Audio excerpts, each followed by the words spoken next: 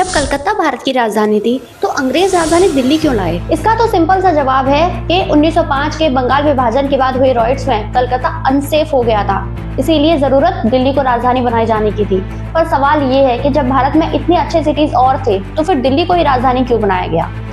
तो इसका जवाब है कि जहाँ कलकत्ता जैसा शहर भारत के कोने में पड़ता था, वहीं दिल्ली भारत के सेंटर में था। और दिल्ली न तो चेन्नई और मुंबई की तरह विदेशी आक्रमण का शिकार समुद्र से आसानी से हो सकता था और ना ही वह शिमला की तरह दुर्गम रास्ते पर बसा हुआ था। सबसे बड़ा फैक्टर था दिल्ली का समृद्ध इतिहास। तोमर राजाओं की बसाई हुई दिल्ली का पृथ्वीराज चौहान से होते हुए तुर्कों और मुगलों की भी राजधानी रही थी। यही वजह थी कि जब अंग्रेज खुद को उसी परंपरा का साबित करना चाहते थे, इसी वजह से 1912 के दिल्ली दरबार में उन्होंने दिल्ली को राजधानी घोषित किया।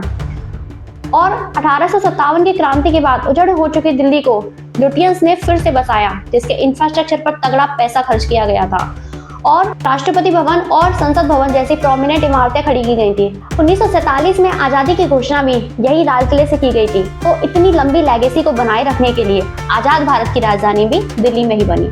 अगर मेरी इन्फॉर्मेशन पसंद आई हो तो प्लीज मेरे चैनल को लाइक, शेयर एंड सब्सक्राइब करें।